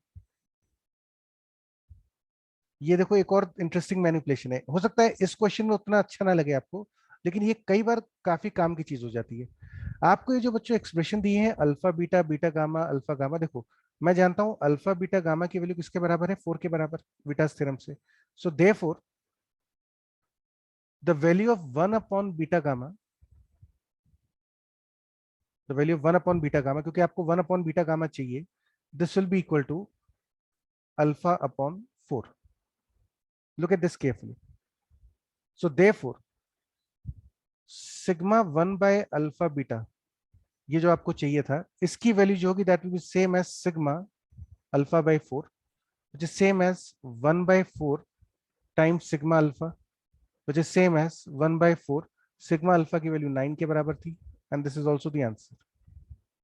तो आप ऐसा भी कर सकते हो, मतलब कि इस रिजल्ट से आपने इसको एक्सप्रेशन को मॉडिफाई कर दिया, आपने इसकी वैल्यू नहीं निकाली, आपने इसकी जगह अल्फा/4 प्लस बीटा/4 प्लस गामा/4 की वैल्यू निकाल दी। क्वेश्चन नंबर 9 को देखिए। अब क्वेश्चन नंबर 9 में आपको चाहिए alpha plus beta upon gamma, तो मैं लिख दूं एक बार।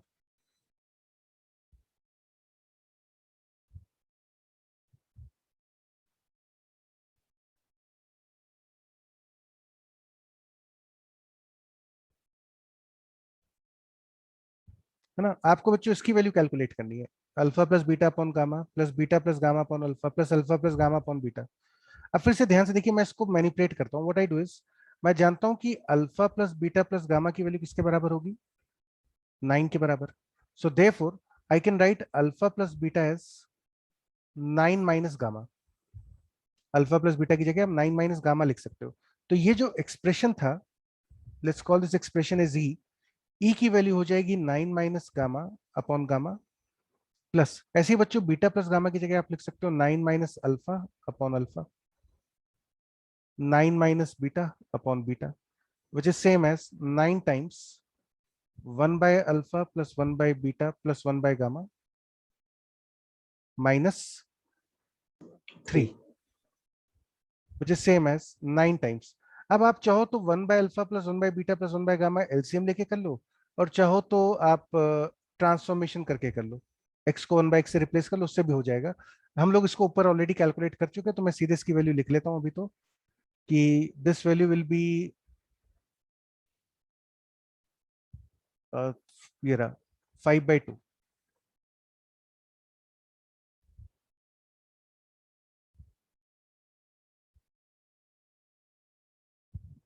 ठीक है, तो अब सिंप्लीफाई करके ये आ जाएगा आपका 39/2।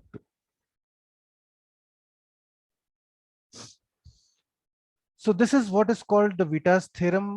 इसका हमने एक अच्छा सा एप्लीकेशन देखा, साथ में हमने कुछ और इंटरेस्टिंग चीजें देखी कि कई बार कैलकुलेशन अवॉइड करने के लिए फैक्टराइजेशन अगर आपको ना आते हो तो आप दो चीजों का इस्तेमाल कर सकते हैं, एक है न्यूटन्स कॉन्ट्रीब्यूशन और एक है ट्रांसफॉर्मेशन ऑफ इक्वेशंस, है ना, ये दो चीजें यूजफुल होती हैं। और एक इस टाइप के मैनिपुलेशन जो है, जैसे क्वेश्चन नंबर आपने 8th में किया या 9th में किया, तो ये जो मैनिपुलेशन है ये भी इंपॉर्टेंट है। अच्छा, अब बच्चों एक रिजल्ट मैं लिख रहा हूँ, वो याद रखिएगा।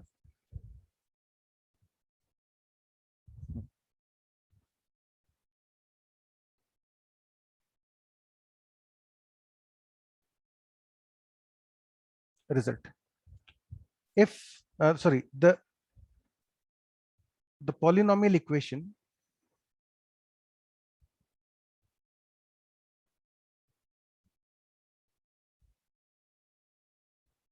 whose roots are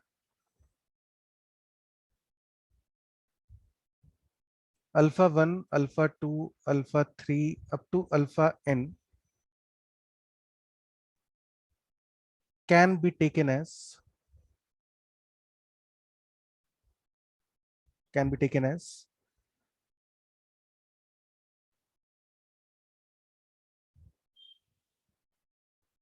x to the power n minus s1 into x to the power n minus 1 plus s2 x to the power n minus 2 minus s3 x to the power n minus 3 plus so on up to minus 1 to the power n sn equal to 0.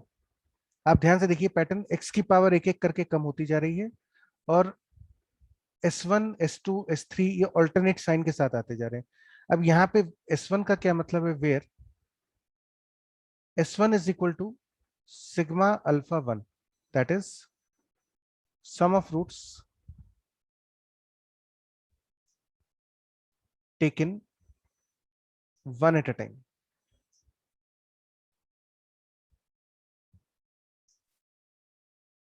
S2 की जो value होगी that will be sigma alpha 1 alpha 2, sum of roots taken 2 at a time. S3 की value होगी sigma alpha 1 alpha 2 alpha 3, that is sum of roots taken 3 at a time, and so on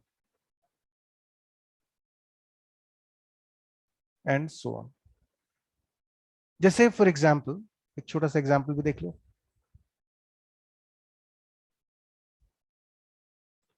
आपको मान लीजिए एक equation बनानी है, एक cubic equation whose roots are 1 2 and suppose -1. ठीक है, तो ये बच्चों कैसे बनाएंगे, इसके लिए आपको तीन चीजें कैलकुलेट करनी है. पहली चीज है s1, sum of roots taken one at a time, so that will be 1 plus 2 plus -1 which is same as 2. फिर आपको s2 कैलकुलेट करना है, sum of roots taken 2 at a time,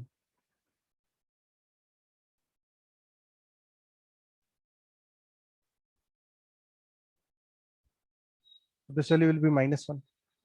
और फिर आपको कैलकुलेट करना है s3, sum of roots taken 3 at a time, तीनों को एक साथ, -2. So therefore the required equation is x cube minus s1 की वैल्यू थी 2 plus s2 into x plus sorry minus s3 into x की power 0 which is same as x cube minus 2x square minus x plus 2 equal to 0. तो ये बच्चों result important होता है. अगर मान लीजिए मैंने आपको ऊपर बताया था कि यदि ट्रांसफॉर्मेशन ऑफ अगर रूट्स इस टाइप से आ जाए, ट्रांसफॉर्मेशन इस केस में काम नहीं करेगा, तो वहां पर आप फिर इस रिजल्ट का यूज कर सकते हो. अगर ट्रांसफॉर्मेशन से इक्वेशन नहीं बन रही तो you can use this particular concept to find the equation whose roots are given to you. और ये क्वाड्रेटिक में भी एप्लीकेबल है, क्यूबिक, 4 डिग्री सब में एप्लीकेबल है. ठीक है, तो ये फॉर्मूला जो है इसको मैं हाईलाइट कर देता हूँ, ये इंपॉर्टेंट है इसके अंदर.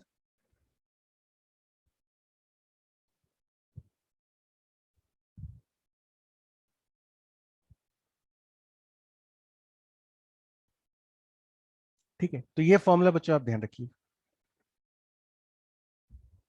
चलिए एक और एग्जांपल देखते हैं, क्वेश्चन नंबर 2. क्वेश्चन है x plus y plus z is 1, x square plus y square plus z square is 2, x cube plus y cube plus z cube is 3. We have to find the value of x to the power 5 plus y to the power 5 plus z to the power 5. ठीक है, हम क्या करते हैं, आप इसको अगर directly solve करने की कोशिश करेंगे, क्योंकि तीनों लीनियर इक्वेशंस नहीं है, तो आपकी हालत खराब हो जाएगी, क्योंकि लेंथी बहुत हो जाएगा क्वेश्चन. तो हम थोड़ा सा चालाकी लगाते हैं. व्हाट आई डू इज आप देखो बच्चों, X square plus Y square plus Z square की वैल्यू 2 है ना? तो यहां से आप लिख सकते हैं कि x plus Y plus z whole square is equal to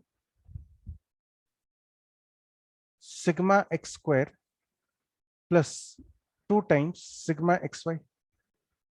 therefore अब x plus Y plus z whole square तो 1 हो गया। सिग्मा एक्स स्क्वायर की वैल्यू आपको 2 दे रखी है। Now this gives you sigma xy is -1 by 2, है ना? सिग्मा xy की वैल्यू इसके बराबर आ जाएगी। So from here I can claim that let x, y and z, look at this carefully, let x, y, z be the roots of the equation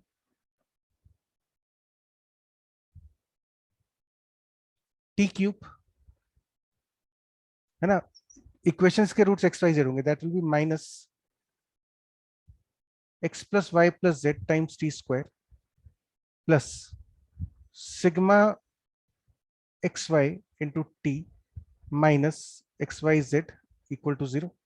कोई भी equation इसके root xyz होंगे वो इसके बराबर होगी, यानी कि ये हो गया t cube minus x plus Y plus Z की वैल्यू आपको पता है t स्क्वायर है, मतलब 1 के बराबर है। सिग्मा xy हमने कैलकुलेट कर लिया था -1/2, और माइनस xyz हमें नहीं पता, तो let's call this as some constant k, और हमने एज्यूम करा कि इस इक्वेशन के रूट है x, y और z। ठीक है। अच्छा, अब बच्चों हम क्या करते हैं, हमें k की वैल्यू निकालनी पड़ेगी। k की वैल्यू निकालते हैं जिससे मुझे ये पता चल जाए कि xyz किस इक्वेशन के रूट्स हैं। फिर हम न्यूटन्स के थॉट प्रोसेस से इसकी वैल्यू निकाल सकते हैं। तो xyz मतलब k की वैल्यू कैसे निकलेगी, तो आप देखो x इसमें रख दो, y रख दो, z रख दो और तीनों को ऐड कर लो, आपको मिलेगा sigma X cube minus sigma x square minus half sigma x plus 3k is 0। Now sigma X cube, इसकी वैल्यू आपको दे रखी है 3 के बराबर। मैंने क्या करा, एक्स वाई जेड रखा, टी की जगह एक्स रख दो, वाई रख दो, जेड रख दो, क्योंकि तीनों इसके रूट्स हैं तो सेटिस्फाई करेंगे, और फिर तीनों को इक्वेशंस को ऐड कर दिया। तो 3 माइनस सिग्मा एक्स स्क्वायर की वैल्यू आपको पता है 2 है, माइनस इसकी वैल्यू आपको पता है 1/2 है, plus 3k, and therefore we get k is equal to -1/6, and therefore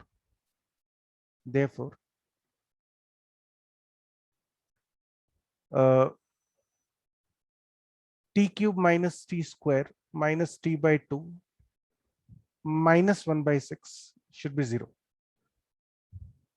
इसमें थोड़ा सा एलसीएम ले लेते हैं, 60 cube minus 60 square minus 3t minus 1, this should be 0। Now this equation has 3 roots, x, y, z।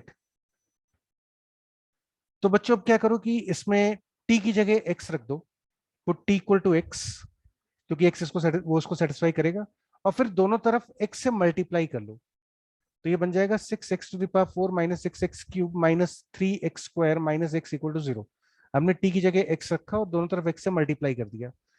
इसी तरह से t की जगह y रखो और दोनों तरफ y से मल्टीप्लाई कर दो, फिर t की जगह z रखो, दोनों तरफ z से मल्टीप्लाई कर दो, और फिर से ऐड कर लो। तो अब आपके पास आ जाएगा 6 times sigma X cube x to the power 4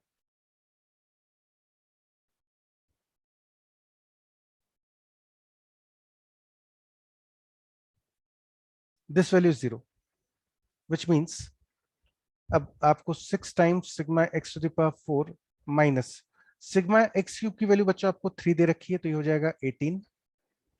sigma x square की वैल्यू आपको 2 दे रखी थी, तो ये हो जाएगा 6, ये हो जाएगा 1। So therefore we get sigma X to the power 4 is 25/6।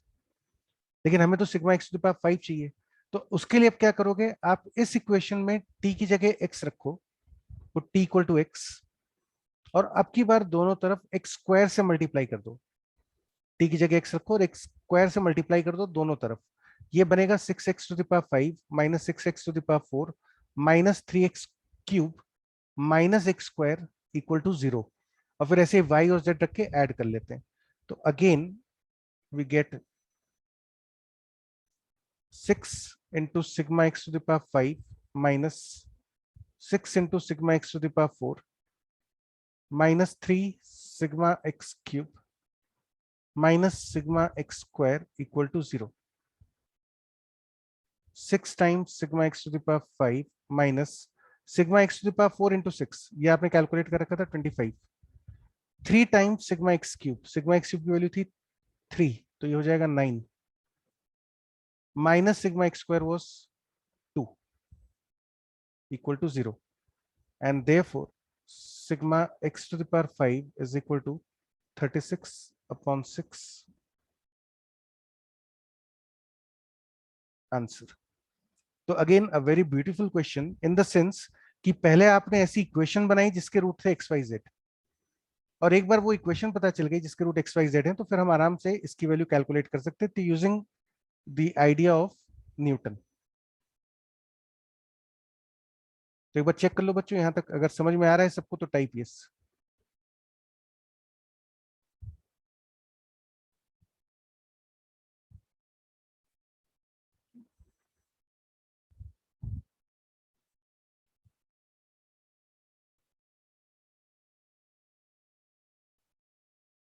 चलिए अगला क्वेश्चन देखते हैं. Question number 3. क्वेश्चन है alpha beta gamma are the roots of this equation. तो पहले लिख लेते हैं एक्स क्यूब, इसके रूट से बच्चों अल्फा बीटा गामा. ठीक है, लेकिन आपको जो वैल्यू चाहिए वो चाहिए 1 by alpha to the power 4 plus 1 by beta to the power 4 plus 1 by gamma to the power 4. तो now the first thing I do is I replace x with 1 by x. x की जगह 1 by x कर दीजिए, तो equation बन जाएगी 1 by x cube plus 7 equal to 0.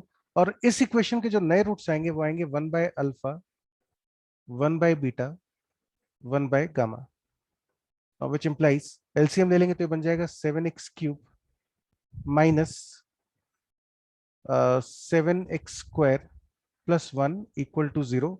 इस equation के बच्चों रूट्स हैं alpha dash, where alpha dash is 1 by alpha, या अल्फा डैश नहीं लिखते, इसको कुछ और नाम दे देते हैं. हाँ, let's call this is alpha 1. तो अल्फा 1 की वैल्यू है 1 बाय अल्फा. फिर है बीटा 1, बीटा 1 की वैल्यू हम मान रहे हैं 1 बाय बीटा, और गामा 1 जिसकी वैल्यू हम मान रहे हैं 1 बाय गामा. आपको वैल्यू किसकी कैलकुलेट करनी है? You have to find the value of alpha 1 to the power 4, beta 1 to the power 4, gamma 1 to the power 4. इसकी वैल्यू आपको चाहिए, और मुझे पता है अल्फा 1 बीटा 1 गामा 1 इस इक्वेशन के रूट्स हैं. तो बच्चों बहुत आसान हो गया ये तो. इसके लिए आपको सबसे पहले क्या कैलकुलेट करना होगा? आप देखो alpha 1 plus beta 1 plus gamma 1 की वैल्यू कितनी आती है? Sum of roots taken one at a time, this will be equal to 1. फिर alpha 1 square plus beta 1 square plus gamma 1 square की वैल्यू कितनी आएगी? This will be alpha 1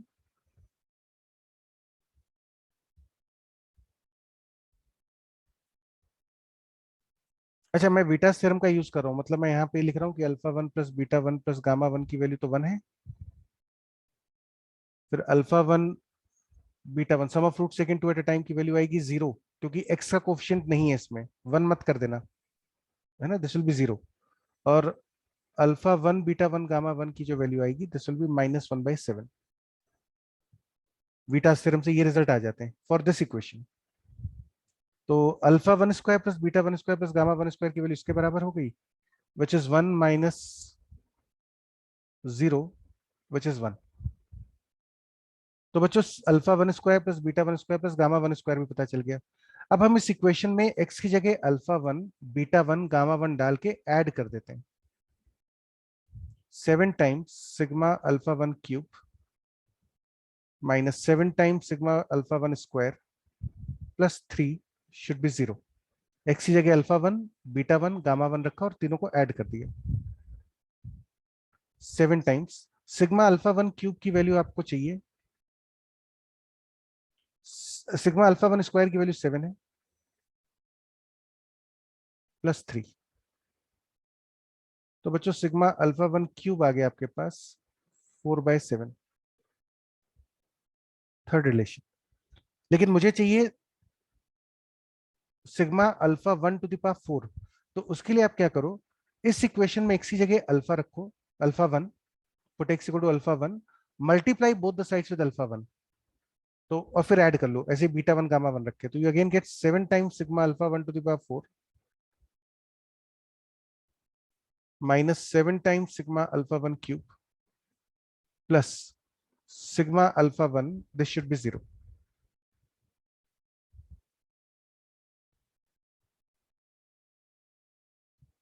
minus 7 times 4/7 plus 1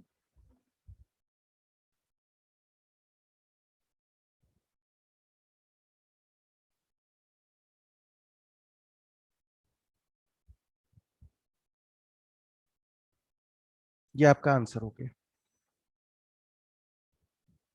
ठीक है, मतलब आसान है, एक बार वो आपको मतलब डायरेक्शन पता चल जाएगा तो फिर आप हैंडल कर लोगे। हाँ, प्रैक्टिस खूब करना है ना, और ध्यान रखना बच्चों मॉड्यूल्स पूरे पूरे करना, मतलब जितने भी हमने अच्छी रैंक्स पढ़ाई हैं अभी तक वो सारे बच्चे मॉड्यूल्स पूरे करते हैं। जो बेवकूफ टाइप के लोग होते हैं ना वो सिर्फ थ्योरी पढ़ते रहते हैं कि थ्योरी पढ़ लो उससे हो जाएगा, उससे कोई फायदा नहीं होगा। अगर आप क्रिकेटर बनना चाहते हैं तो आपको तेंदुलकर की तरह प्रैक्टिस करनी पड़ेगी, there is no other option. चलिए let's look at the next question, एक और देखते हैं, क्वेश्चन नंबर 4। मेरे ख्याल से this should be the last question for today, है ना। तो एक लास्ट क्वेश्चन है आज का, इसको और देख लो।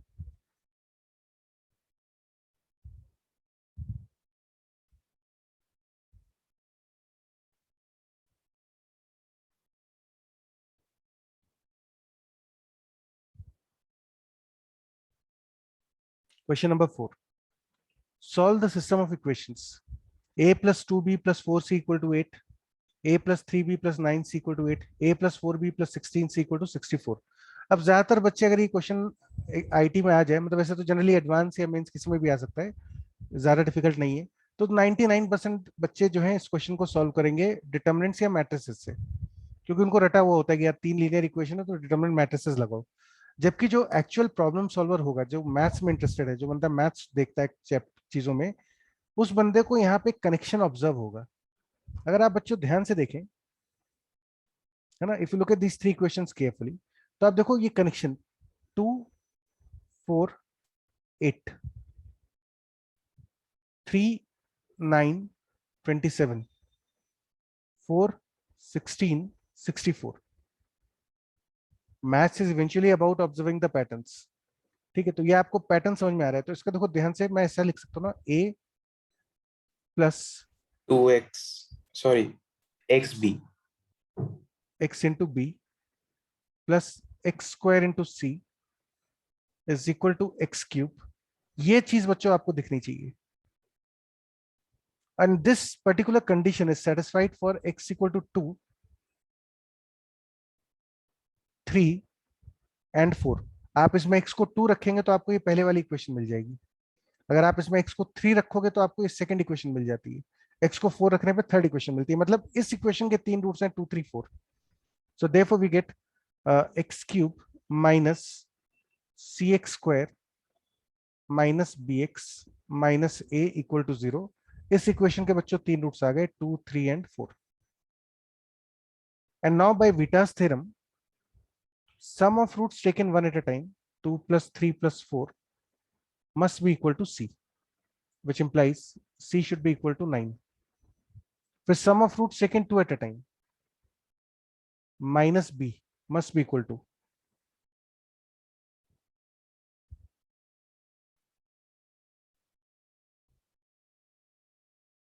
now this will be 6 plus 8 14, 14 plus 12 26, therefore b is equal to minus 26. Finally, sum of roots taken 3 at a time will be a equals to 2 into 3 into 4, which is 24. तो आप देखो कितने आराम से, कितनी स्मूथली चीजें कैलकुलेट हो गई। लेकिन हाँ, मेन आइडिया वही है कि ऑब्जर्वेशन अच्छा होना चाहिए, और चीजें ऑब्जर्व 2 वजह से होती हैं। पहला रीजन ये होता है कि आप मतलब जीनियस टाइप के बंदे हो, रामानुजम टाइप दिमाग है कि आपको चीजें पैटर्न दिख जाए सीधे।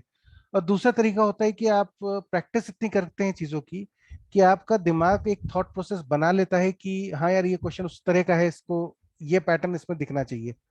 तो the other ways you can improve this intuition by practising. या तो गॉड गिफ्टेड होता है इंट्यूशन, या फिर आपको प्रैक्टिस करके इसको डेवलप करना होता है। लेकिन हाँ, इंट्यूशन डेवलप करना जरूरी है, प्रॉब्लम सॉल्विंग के लिए इंट्यूशन डेवलप होना जरूरी है। ठीक है, तो चलो गाइस फिर आज यहीं तक करते हैं। और आज मैं देखो कोशिश करता हूँ आपको शाम तक एक छोटा सा असाइनमेंट पॉलिनॉमियल्स का भेज दूंगा, जो अभी तक पढ़ा है उसके ऊपर ही होगा। तो उस असाइनमेंट को थोड़ा सा अटेम्प्ट कर लीजिएगा। कल आपकी ऑफलाइन क्लास है, ध्यान रखना टाइम टेबल में लिखा हुआ है, तो उसमें कोई 4 बजे आपको पहुंचना है। और जो होमवर्क आपको दे रखा है टिल क्वेश्चन नंबर 82 तक शायद दिए थे आपको, उनको कंप्लीट कर लेना। सर वो फर्स्ट क्वेश्चन सही था क्या, वो मैंने जो पूछा हाँ था बेटा, वो? सही सही था क्वेश्चन, सारे क्वेश्चन सही, कोई एरर नहीं है किसी में। Okay all the question are correct, तो एक बार अटेम्प्ट करके आप देख लो। वैसे ध्यान रखना जब भी आपको कभी भी इस टाइप का एक्सप्रेशन मिले ना, कुछ जैसे मान लीजिए 4 माइनस, मैं ऐसे लिख रहा हूँ 2√3। अब आपको इसको अगर ब्रेक करना है तो इसका मतलब आपको पता करना है कि यार इसकी ये किस चीज का स्क्वायर बन रहा है। तो जनरली अप्रोच ये होती है कि आप 4 - 2√3 को √a, अब बीच में माइनस है ना, तो आप माइनस रूट भी ले लो। a माइनस बी मत लो ना, a माइनस रूट बी लो, आप लो √a माइनस रूट बी। इस चीज को ये मानिए और फिर दोनों तरफ स्क्वायर कर दीजिए, तो आपके पास आ जाएगा, हमने इसको ये मान लिया, तो अब आपके पास आ गया 4 - 2√3 is equal to a minus b minus 2 times √ab। यहां से आपके पास दो इक्वेशंस आ जाती हैं, a minus b equal to 4, rational term equate कर दो, है ना, और ab इक्वल टू 3। और फिर इनको सॉल्व करके you can calculate the value of a and b। मतलब जनरली यहाँ पे आपको दिख जाएगा a equal to 3, b equal to -1। सही लिख रहा हूँ, गलत है? ए प्लस बी आना चाहिए। हाँ सॉरी, a प्लस बी आना चाहिए। तो a equal to 3, b equal to +1 आ जाएगा आपका। तो ये जो एक्सप्रेशन होगा दिस विल बी √3 -1। अगर ऑब्जर्व नहीं कर पा रहे हो, मतलब वैसे तो ऑब्जर्वेशन से दिख जाएगा कि ये √3 -1 का होल स्क्वायर लिखा हुआ है। सर लेकिन कल वाले जो सर, क्वेश्चन था ना, उसमें a प्लस बी भी अंडर रूट में आ रहा था और 2√ab भी अंडर रूट में आ रहा था, फिर वो क्या था सॉल्व क्वेश्चन? नहीं। क्वेश्चन था क्या? तो मैंने ट्राई ऐसे ही किया था, लेकिन वो 4 नहीं, रूट में अंदर कुछ क्या था। था ये बताओ, क्या था अंदर? 15 माइनस 4 रूट एक करके कुछ था, मैं एक सेकंड देखता हूँ। 15 तो था। मतलब 4√15 था या क्या था उसके अंदर? एक second. 17 minus 4 root 15।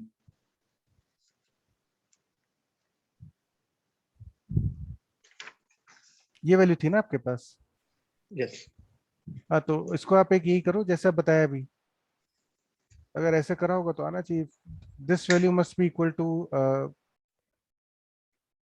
√a minus √b, अगर ऑब्जर्वेशन से नहीं आ रहा तो this means 17 minus 4√15 must be equal to a minus a plus b minus 2 times √ab।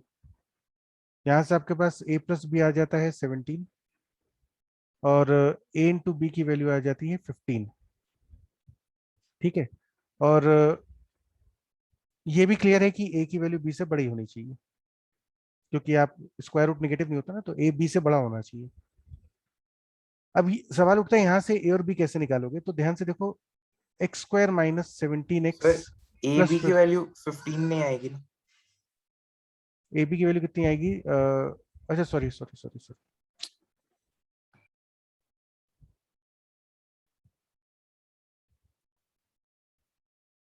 यहाँ से आपके पास आएगा 2 times √ab is equal to 4√15। तो इसको कैंसिल कर दो और स्क्वायर कर दो, तो ए बी की वैल्यू आपके पास आ जाएगी 60। तो a प्लस बी 17 आ गया, ए बी 60 आ गया। और आपको ये भी पता है कि a की वैल्यू b से बड़ी होनी चाहिए, है ना, the value of a should be greater than the value of b। तो अब यहाँ से क्या पता चलेगा आपको, व्हाट शुड 12 बी और द 5। 12 और 5, तो you get a is equal to 12, b is equal to 5। तो this value is √12 minus √5। Yes sir. तो आ जाएगा, मतलब वो तो आता ही है, इसमें कोई ऐसे बड़ी चीज नहीं है। Yes sir. सर मैंने ऐसे ही किया था, पता नहीं क्यों नहीं हुआ? कोई बात नहीं, दोबारा कर लो, है ना।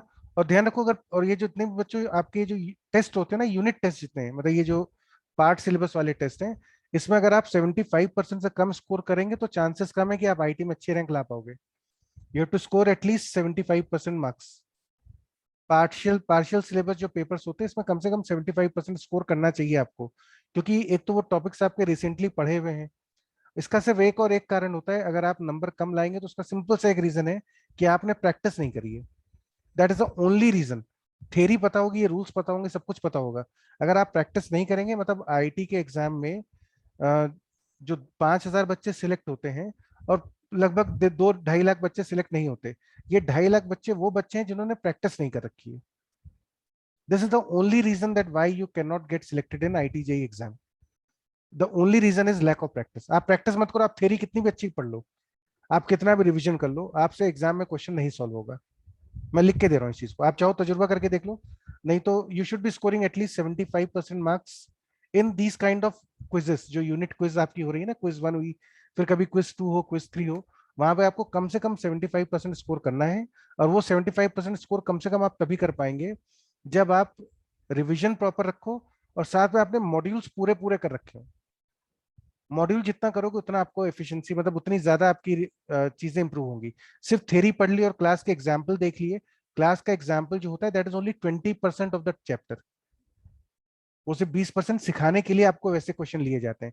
जैसे पॉलिनोमियल्स में जो क्वेश्चंस आपको मिलेंगे वो इनसे अलग होंगे, वो अलग चीज है। आपने ये क्वेश्चंस देख भी लिए तो इनसे आपको एक थॉट प्रोसेस बन गया, लेकिन एग्जाम में वो थॉट प्रोसेस कितना जल्दी क्लिक करेगा वो प्रैक्टिस से चीज आएगी। तो इसलिए मॉड्यूल्स आप अच्छे से करो अगले पेपर के लिए तैयार, है ना। मॉड्यूल जितना ज्यादा करोगे उतना फायदा होगा आपको, मॉड्यूल नहीं करोगे तो नुकसान खाओगे। ये मत सोचो कि बैच में, आईटी में ये सब मिसकंसेप्शन है कि कंपटीशन में आप ज्यादा बच्चे होते हैं, कंपटीशन होता है तो फायदा होता है। ये सब मिसकंसेप्शन है, मिथ है। कंपटीशन से कोई खास फायदा नहीं होता आपको। मेन एडवांटेज आपको मिलती है कि आप अपना पोटेंशियल का परफॉर्म कर पाओ एग्जाम में। जेई एडवांस में आपको कंपटीशन नहीं चाहिए। JEE advance low scoring exam है, वहां पे आपका जो पोटेंशियल है, अगर आपने उतना स्कोर कर लिया तो आपका अच्छा रैंक आ जाएगा आईटी में। तो अब आपकी अपने आप से कंपटीशन है, और अपने आप से compete करना है तो आपको प्रैक्टिस पूरी करनी पड़ेगी। मॉड्यूल खूब करो, है ना। जितना मॉड्यूल से काम करोगे, जितने क्वेश्चन प्रैक्टिस करोगे, जितने डाउट्स पूछोगे, उतने ज्यादा नंबर्स आएंगे इन ऑल द सब्जेक्ट्स। तो चलो guys, we take care and will meet tomorrow in the offline session.